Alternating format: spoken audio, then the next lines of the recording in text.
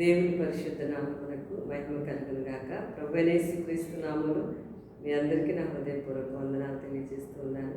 ఈరోజు మళ్ళా దేవుని మాటలు పరుగు అనే వాక్యాన్ని మనం ధ్యానం చేస్తూ ఉన్నాం. దేవుని బిడ్డలారా, ఈరోజు కూడా మరి ఇంకొంతమంది పరుగుని మనం చూద్దామండి. హెబ్రీయులకు రాసిన పత్రిక 12వ అధ్యాయంలో ఇంత గొప్ప సాక్షి సమూహము మేఘం వలె మనను ఆవరించి ఉన్నందున మనము కూడా ప్రతి భారమును సులువుగా చిక్కులు పెట్టు పాపములను విడిచిపెట్టి విశ్వాసమునకు కర్త దాన్ని కొనసాగించు యేసు వైపు చూస్తూ ఈ పరుగు పందెంలో ఓపికతో పరిగెత్తదుము. పరుగు తీయుట. మరి ఇంతకుముందు మనం చూసిన వాక్యంలో కొంతమంది ఎలాంటి పరుగు తీసి దీవించబడ్డారు, లేకపోతే ఎలాంటి పరుగు తీసి మరి శపించబడ్డారనే మాటలు మనం చదువుకున్నాం. ఈరోజు కొంతమంది గురించిన పరుగు మనం చూద్దాం. ఈరోజు అపోస్తుల కార్యాలలో ఉన్నటువంటి 8వ అధ్యాయంలో ఫిలిప్పు యొక్క పరుగుని మనం చూద్దాం. ఫిలిప్ పరుగు తీశాడని బైబిల్లో రాసింది. అపోస్తుల కార్యాలు 8:29లో రాసిన మాట ఏంటంటే, అప్పుడు ఆత్మ ఫిలిప్పుతో నీవు ఆ రథము దగ్గరకు పోయి దాన్ని కలుసుకోమని చెప్పాను. ఫిలిప్పు దగ్గరకు పరిగెత్తుకొని పోయి అతడు ప్రవక్త అయిన యెషయా గ్రంథము చదువుతుండగా ఇక్కడ మనం మరొక పరుగు చూస్తాం. దేవుళ్ళారా, ఆధ్యాత్మికమైన పరుగు. ఎలాంటి పరుగు మనం తీయాలి, ఎలాంటి పరుగు తీయకూడదు. అనుదిన జీవితంలో పరుగు తీస్తూ ఉంటాము. ఉద్యోగాలు, పనులు కదండి, రకరకాల విషయాలు, ఇలా పరుగులు తీస్తూ ఉంటాము. ఇది ఆధ్యాత్మికమైనటువంటి పరుగు గురించిన విషయాలు. ఇక్కడ ఫిలిప్పు యొక్క పరుగును మనం చూస్తున్నాము. దేవుని ప్రేరేపణకు లోబడి ఇతడు పరుగు తీస్తూ ఉన్నాడు. చాలా జాగ్రత్తగా ఈ మాట అర్థం చేసుకుందాం. దేవుని ప్రేరేపణకు లోబడి ఇతడు పరుగు తీశాడు. ఎప్పుడైనా దైవ చిత్తానికి లోబడి, దేవుని మాటకు లోబడి మనం పరుగు తీయడము అంటే ఆ విధంగా చేయడం అనేది ఎన్నో గొప్ప ఆత్మల రక్షణ కొరకు మరి చాలా ఉపయోగకరంగా ఉంటుంది. ఒకసారి నేను ఒక ఆర్టికల్ చదివాను. దాంట్లో ఒక గొప్ప దైవజనుడు మరి తన స్నేహితుడిని తీసుకొని ఇక్కడికి ఒక వ్యక్తి దగ్గరికి వెళ్ళాలి అని చెప్తాడు. చెప్పినప్పుడు ఆ స్నేహితుడు ఏమంటాడంటే, ఆయన కలవడం చాలా కష్టం, ఆయన మనం చెప్పినా దేవుని మాటలు వినడు, అతని దగ్గరికి వెళ్ళి మనం టైం వేస్ట్ చేసుకోవడం అని చెప్తాడు అతని స్నేహితుడు. అయితే ఆ పాస్టర్ గారు, లేదు నేను ఈయన దగ్గరికి తప్పనిసరిగా వెళ్ళాల్సిందే అని చెప్పినప్పుడు, సరే కాదనిలేక అతని స్నేహితుడు పాస్టర్ గారితో కలిసి ఒక ఇంటికి వెళ్తారు. ఆ పెద్ద ఆయన ఒక పెద్ద బంగ్లాలో ఉంటారు. లోపలికి రావచ్చని అడిగినప్పుడు ఆయన రమ్మని కూర్చునగానే మరి ఈ దైవజనుడు, పాస్టర్ గారు దైవజనుడు, ఆయన చెప్తారు, మీరు ఈరోజు నేను మీకు ఒక సందేశం తీసుకొచ్చాను. ఏంటంటే మీరు తప్పనిసరిగా మారు మనసు పొందాలి. మీరు ఏ అవిధేయతల్లో ఉన్నారో, ఏ తప్పుల్లో ఉన్నారో అవన్నీ సరిచేసుకోవాలి. ఇవన్నీ చెప్తుంటే ఇంకా ఆయనకి విని నేను తప్పు చేశానని, నేను పొరపాటు చేశానని, పాపం చేశానని నువ్వు నాకు చెప్పడానికి నా ఇంటికి వచ్చావు. నా ఇంటికి వచ్చి నేను తప్పులు చేశానని, నా తప్పులన్నీ చెప్పి నన్ను హెచ్చరిస్తున్నావు. నేను ఎవరింటికి రమ్మన్నారు, వెళ్ళిపోమని చెప్పి అని చెప్తాడు. అయితే ఈ పాస్టర్ గారు, ఈ దైవజనుడు మాత్రం చాలా భారంగా చెప్పి అతని కోసం వద్దన్నా సరే ప్రార్థన చేసి వచ్చేస్తాము. బయటకు వచ్చిన తర్వాత పాస్టర్ గారు స్నేహితుడిని తీసుకుని వెళ్ళాడు కదా, ఆయన అడుగుతారు, అయ్యగారు మీరు ఎందుకు ఆయన వద్దన్నా సరే చెప్పారు, ఆయన అసలు చెప్పిన మాట వినడు కదా, ఆయన చెప్పిన మాట వినరు అని తెలిసి కూడా మీరు ఎందుకు ఆయన గురించి ఇంత మాటలు పడ్డారు కదా, మీరు అలా చెప్పడం వల్ల మిమ్మల్ని ఇలా తిట్టారు కదా ఆయన అని చెప్తే, అప్పుడు దైవజనుడు ఏం చెప్తారు, ఈయన గురించి నేను 5 రోజులు ప్రార్థన చేయగా 5 రోజుల్లో దేవుడు నాకు చెప్పిన మాట ఏంటంటే, ఆయన దగ్గరికి వెళ్ళి సువార్త చెప్పమని దేవుడు ఆజ్ఞాపించారు, అందుకు నేను వచ్చాను. కానీ నువ్వు నమ్ము, ఈయన మారుతాడు అని చెప్పిన తర్వాత ఒక 24 hours అంటే ఒక రోజు అయ్యేటప్పటికి ఈయన వచ్చి కలుస్తారు. ఎవరికైతే సువార్త చెప్పారో ఆయన దగ్గరకు వచ్చి కలిసినప్పుడు మరి దైవజనుడా, మరి మీరు వచ్చి వెళ్ళిన తర్వాత నుంచి నా మనసు శాంతి సమాధానం లేదు. అప్పుడు వెంటనే మీరు చెప్పిన సందేశం అంతా నేను జ్ఞాపకం చేసుకుని నా అవిధేయతలు, నా తప్పులు నేను మరి ఒప్పుకొని దేవుని దగ్గర క్షమాపణ అడిగాను, ఇప్పుడు నేను మారుమనసు పొందాను, రక్షించబడ్డాను, మరి బాప్తిస్మం ఇవ్వాలి, అట్లా మరి అడగటానికని ఆ పెద్ద ఆయన వస్తారు. అప్పుడు దైవజనుడు తన స్నేహితులతో చెప్తాడు, నేను దేవుని ప్రేరేపణకు లోబడి, అంటే నేను ప్రార్థించి మరి 5 రోజులు ఈయన గురించి, ఇతని జీవితం నాకు తెలుసు, ఇతని గురించి ప్రార్థన చేసి ఏడ్చి కన్నీరు కార్చి అతనికి సువార్త చెప్పడానికి నేను వెళ్ళా. దేవుడు కార్యం చేస్తానని చెప్పిన తరువాత ఆయన దగ్గరికి వెళ్ళి నేను సువార్త చెప్పాను, కాబట్టి ఆయన రక్షింపబడతారని నాకు తెలుసు, అందుకే నేను అంత ధైర్యంతో వెళ్ళాను, ధైర్యంతో కూడా చెప్పాను అని చెప్పి దైవజనుడు చెప్తాడు కదండి. దేవుని ప్రేరేపణకు లోబడి ఫిలిప్ కూడా ఏం చేశాడంటే, దేవుని ప్రేరేపణకు లోబడి ఇక్కడ కందాకే క్రింద మంత్రిగా ఉన్నటువంటి ఐథియోపియన్, ధనాగారం అంతటి మీద మంత్రిగా ఉన్న ఐథియోపియుడు అనేటువంటి నపుంసకుని దగ్గరికి దేవుడు వెళ్ళమని ఫిలిప్పుకి చెప్పారు. ఎవరి ప్రేరేపణ ఇది? తన సొంత ప్రేరేపణ కాదు. ఇతను ఈ మంత్రి గారు ఎక్కడి నుంచి ఎక్కడ ప్రయాణం చేస్తున్నారంటే, ఇప్పుడు ఆయన వాళ్ళ ప్రాంతం నుంచి యెరూషలేముకి వచ్చి ఆరాధన చూసుకుని యెరూషలేము నుంచి గాజాకు ప్రయాణం అవుతున్నారు. అప్పుడు యెషయా గ్రంథం చదువుతున్నారు. ఎంత బాగుందో చూసారండి. చర్చికి సంఘానికి వచ్చేటప్పుడు పరుగులు తీసుకుంటే హడావిడిగా వస్తూ ఉంటారు టైం అయిపోయిన తర్వాత. చర్చి అయిపోయిన తరువాత ఇతను ఆరాధన చూసుకొని ఇతను యెరూషలేము నుంచి గాజాకి వెళ్ళి రిటర్న్ జర్నీ అన్నమాట. రిటర్న్ జర్నీలో యెషయా గ్రంథం చదువుతున్నాడు. మనం చర్చి వదిలి ఇంటికి వెళ్ళేది ఒకసారి గుర్తు చేసుకోండి, ఎలా ఉంటుంది? ఎప్పుడైనా మీకు ఒక మంచి సలహా ఏంటంటే, దేవుని సన్నిధికి వచ్చి బయటికి వెళ్ళేటప్పుడు ఈరోజు దేవుడు ఏ వాక్యం ద్వారా నీతో మాట్లాడారు. ఎప్పుడైనా ఆ సమయంలో వాళ్ళతో వీళ్ళతో కబుర్లు చెప్పుకుంటా మాట్లాడుకుంటా అలాగ మళ్ళీ డిస్టర్బ్ అయిపోయారనుకోండి, మీరు విన్న వాక్యము జ్ఞాపకము అది మీ దేవుడు మీతో మాట్లాడిన విషయాన్ని మీరు గుర్తుపట్టలేదు. ఆ గందరగోళాలు చేయకుండా నెమ్మదిగా పరిశుద్ధాత్మ దేవుడు ఈరోజు ఏ వాక్యం ద్వారా మనతో మాట్లాడారు, ఏ విషయాలు దేవుడు సరిచేసుకోమని చెప్తున్నారు, ఎలా అవన్నీ పరిశుద్ధాత్మ దేవుడి స్వరాన్ని గుర్తుపట్టి ఆ విషయమే ఆలోచించుకుంటూ ప్రార్థన చేసుకోవడం అనేది క్రమమైన విధానమే తప్ప, ప్రార్థన అయిన తర్వాత మనం ఎంత గందరగోళంగా వెళ్తామో, ప్రార్థనకు వచ్చేటప్పుడు ఎంత గందరగోళంగా వస్తామో ఆలోచించాలి.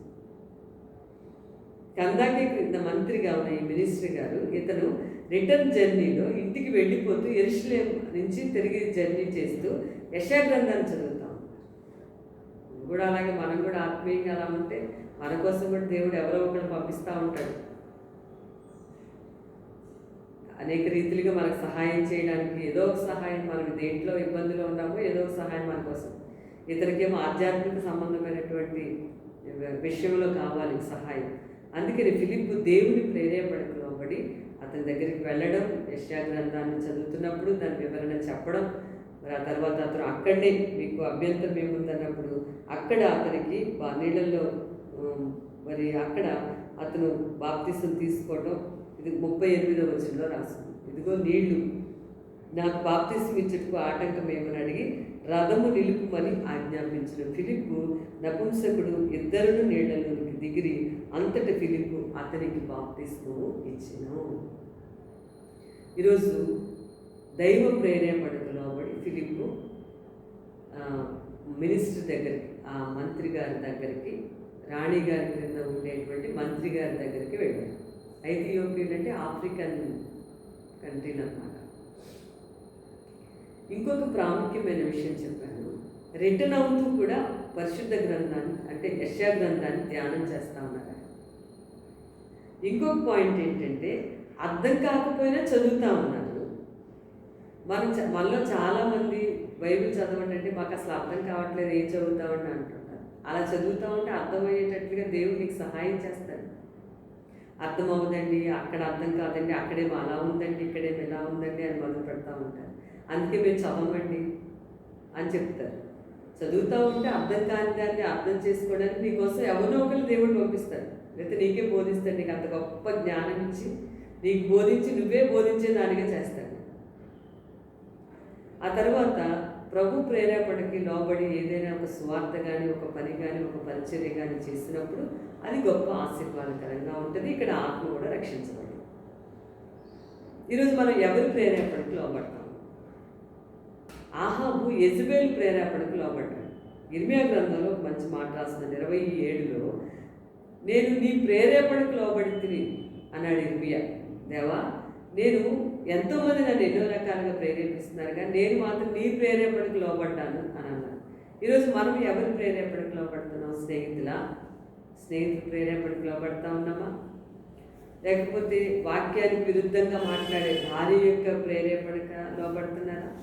లేకపోతే వాక్యానికి వ్యతిరేకంగా మాట్లాడే భర్త, పిల్లల యొక్క ప్రేరేపణ, ఎవరి ప్రేరేపణకు లోబడుతున్నాం మన జీవితంలో?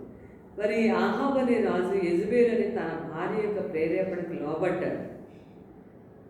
అందుకే కుటుంబం అంతా కూడా ఇప్పుడు ఆ భార్య ప్రేరేపణకు లోబడి చెప్పిందామే, నీకు ఆ ద్రాక్ష తోట కావాలి, నువ్వు రాజువి, నేను రాణివి.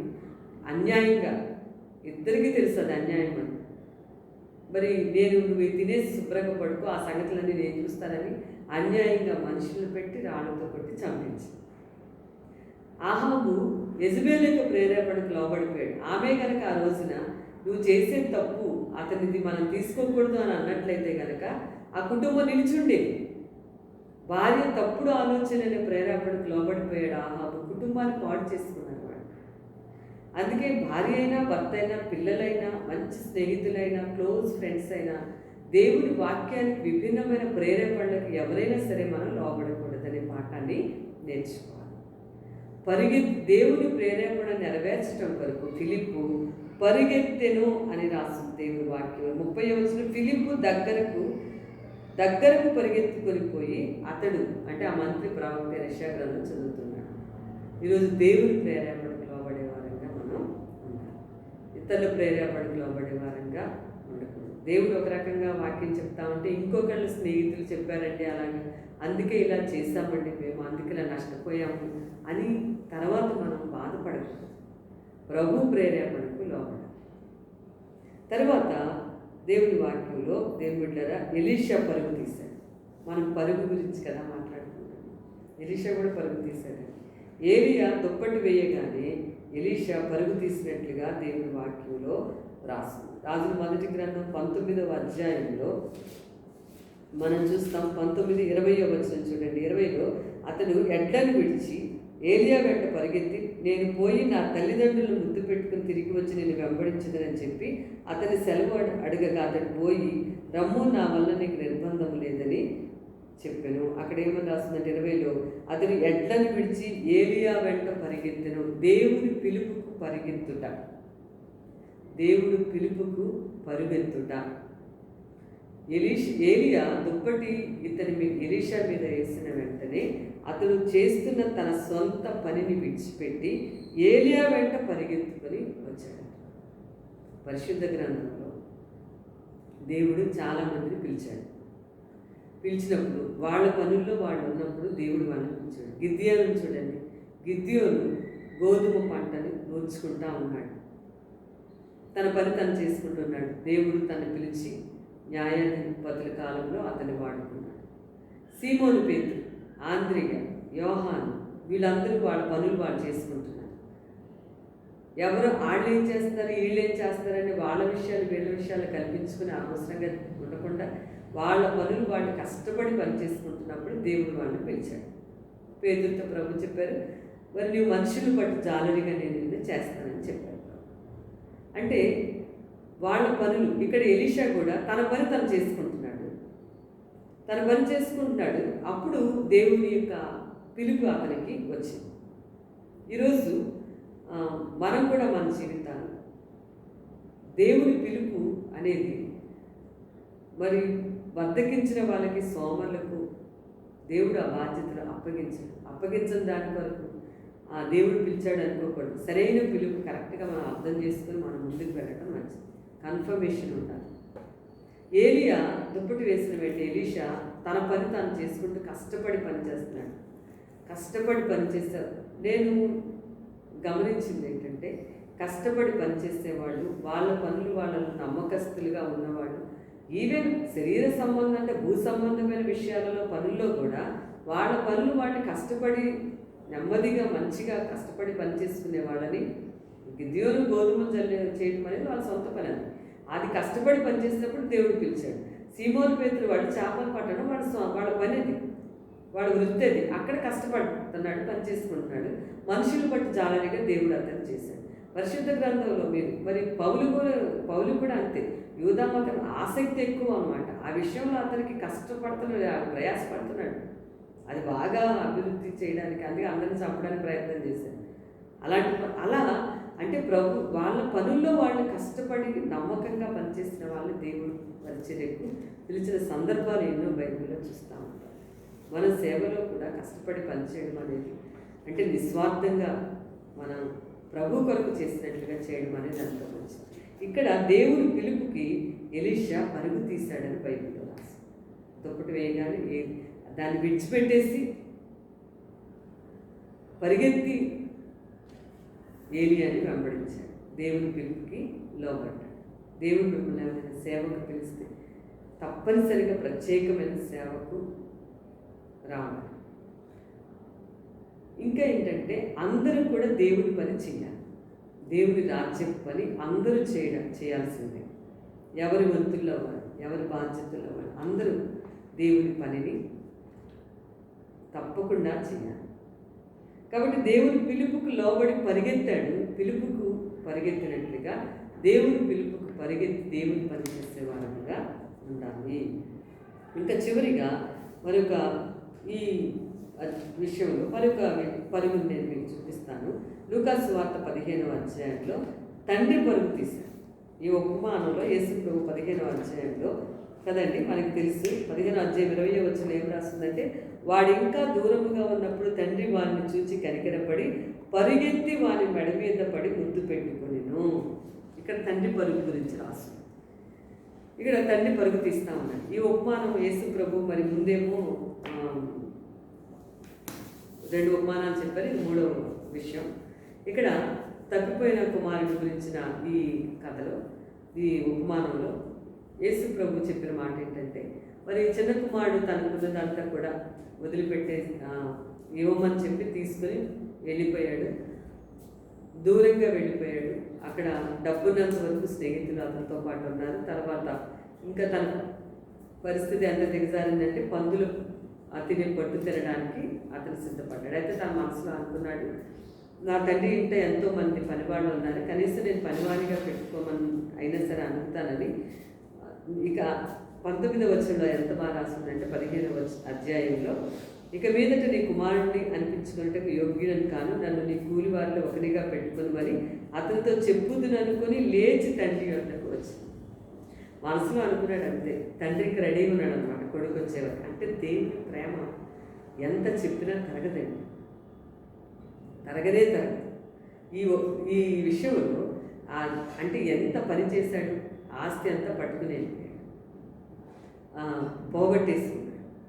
ఇంకా అంతా అందరూ వదిలేశారు. తర్వాత అప్పుడు అనుకుంటున్నాడు, మనసులో ముందు అనుకున్నాడు అనమాట. ఏమనుకుంటే, నా తండ్రి ఇంటి ఎంతోమంది పనివాళ్ళు ఉన్నారు కదా, నేను నా తండ్రి దగ్గరికి వెళ్ళి ఇలా అంటాను అనుకుంటున్నాడు. నేను నీ కుమారుని అనిపించుకోవడానికి యోగ్యుడని కాదు, నీ పనివాళ్ళలో ఒకరిగా నన్ను నువ్వు పెట్టుకోమని నా తండ్రిని అడుగుతాను అనుకొని ఉండిపోతారని చాలామంది. ఇలా అనుకుంటానే ఉంటారు జీవితం అంతా కూడా. కానీ లేచి తండ్రి వద్దకు వచ్చింది. అది ఇంపార్టెంట్. అనుకోవడం వేరు, లేచి దేవుడి దగ్గరికి రావడం లేదు. ఈరోజు దేవుని బిడ్డలారా, ప్రభువుని నమ్మిన వారైనా నమ్మని వారైనా, రక్షణ లేని వారు, రక్షించబడిన వారితో సహా ఇంక్లూడింగ్ మనం ఏం చేయాలంటే ప్రతి విషయంలో కూడా దేవునికి ఆయాసకరమైన విషయాలు, దేవునికి ఇష్టం లేని విషయాలని ఒప్పుకొని విడిచిపెట్టేసేయాలి. అలా అనుకొని దేవుడి దగ్గరకు వచ్చి ఒప్పుకొని వాటిని విడిచిపెట్టేవారంగా ఉండాలి. అలా మనం ఒక్క అడుగు వేస్తే మొత్తం అడుగులన్నీ ఆయనే మన పక్షంగా వేస్తాడు. వాడు ఇంకా దూరంగానే ఉన్నాడట, కానీ తండ్రి వారిని చూచి కనికరపడి పరిగెత్తుకొని పరిగెత్తాడు. కొడుకు పరిగెత్తుకుని వెళ్ళలేదండి, తండ్రి పరిగెత్తుకుని వచ్చి మెడ మీద ముద్దు పెట్టుకున్నాడని. ఇంకా తర్వాత చాలా కార్యక్రమాలు చేశాడు. బంగారు పొంగరం, వస్త్రాలు, విందు చేయించాడు కుమారుడు తిరిగి వస్తే. ఎప్పుడైనా సరే జీవితంలో ఒకవేళ రక్షించబడకపోతే యేసు ప్రభు ఒకసారి చూడండి, దేవుడు ప్రయత్నించండి. ప్రభు దగ్గరికి వస్తే ఏ సహాయమైనా సరే, ఆత్మరక్షణ మొదలు ఏ సహాయమైన ప్రభు పాదాల దగ్గర ఉంది. ఇంకేంటంటే, ఒకసారి రక్షించబడి అనేక సార్లు తప్పిపోతా ఉంటే, అయ్యో నేను ఇలా తప్పిపోయాను, మారిన తర్వాత ప్రభు దగ్గరికి వెళ్ళొచ్చు, నేను మార్చుకున్న తర్వాత అప్పుడు వెళ్తాను, లేకపోతే నేను ఇలాంటి అవిధేయతల్లో ఉన్నాను, ఇప్పుడు దేవుడి దగ్గరికి వెళ్ళకూడదు, నేనంతా మారాక అప్పుడు వెళ్తాను, నన్ను చేసుకున్న తర్వాత నేను వెళ్తాను అని అనుకోవడం అది సరైనది కాదు. ముందు దేవుడి దగ్గరికి వస్తే నిన్ను మంచిగా నీకోసం దేవుడు ఎప్పుడు ఎదురు చూస్తూ ఉంటాడు. తండ్రి కుమారుడి కొరకు ఎదురు చూసి ఇతడే పరిగెత్తుకుని వెళ్ళి అతన్ని ముద్దు పెట్టుకుని మెడ మీద పడి ఎంత చేశాడో ఆ అధ్యాయం చదివితే అద్భుతంగా ఉంటుంది. తండ్రి ప్రేమ. ప్రభు మనల్ని విడనాడు ఎప్పుడు కూడా విడిచిపెట్టాడు. మనం అట్లా దుఃఖపడి ఎప్పుడు ఉండకూడదు. మరలా ప్రభు దగ్గరికి రావాలి. ఎంత కష్టంలో ఉన్నారా, బాధలో ఉన్నారా, ఇబ్బందుల్లో ఉన్నారా, ఆర్థిక ఇబ్బందుల్లో ఉన్నారా, ఉద్యోగం లేదా, లేకపోతే అనారోగ్యం అనే పరిస్థితి ఉందా, ఏదైనా సరే కావచ్చు, ఏదైనా సరే తండ్రి దగ్గరకు వస్తే ఆయన నీకు ఎదురొచ్చి నీ ప్రతి అవసరత కూడా ఆయన తీరుస్తాడు. అందుకే బైబిల్లో శాశ్వతమైన ప్రేమతో ఆయన మనల్ని ప్రేమిస్తున్నాడని, ప్రాణమిచ్చినంతగా ఆయన మనల్ని ప్రేమించగా మిగిలినవి ఎందుకు మనకు అనుగ్రహించడు అని బైబిల్లో రాసి. ఎప్పుడు వెనక్కి వెళ్ళద్దు, ఎప్పుడు వెనుకంచె వెయ్యొద్దు. నేను ఇట్లా అవిధేయతలో పడ్డాను, పాపం చేశాను, మారాలి, మార్చుకున్నాక వెళ్తాను, ఇప్పుడు కాదు అని పోన్ చేయొద్దు. వెంటనే ఇమీడియట్గా ఎట్లా ఉన్నావో అట్లాగే రా. ప్రభుతో చెప్పండి, దేవుడు నీకోసం ఎదురు చూస్తూ ఉంటాడు, నువ్వు ఎప్పుడు వస్తావో అని చెప్పి. అంతే తప్ప ప్రభుకి ఎప్పుడు కూడా దూరంగా వెళ్ళదు. ఆయనతోనే ఉంది.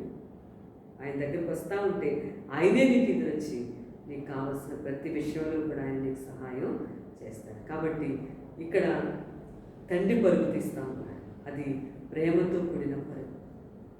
అది అర్థం చేసుకుని, తండ్రి పరుగుని అర్థం చేసుకుని ఆయన దగ్గరికి మనం ఎప్పుడు కూడా మన జీవితంలో ఆయన సన్నిధిలో మనం కృతజ్ఞతతో ఆయన ప్రేమను అర్థం చేసుకుని కృతజ్ఞతతో ఆయన దగ్గర జీవితం.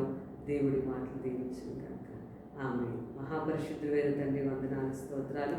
దేవాయి దినం నీ ప్రేమను జ్ఞాపకం చేసుకుంటూ మేమెన్నడూ నేను విడిచిపెట్టి వెళ్ళిపోకుండా ఏ స్థితిలో ఉన్న పరుగు మీ దగ్గరికి పరిగెత్తుకుని వచ్చేటట్లు నువ్వు మా దగ్గరికి ఎలా వచ్చావో దేవా, మేము అలా మీకు వచ్చినట్లుగా మమ్మల్ని దీవించుకొని యేసు నామమున నడిపించున్నాం తండ్రి. ఆమేన్. God bless you.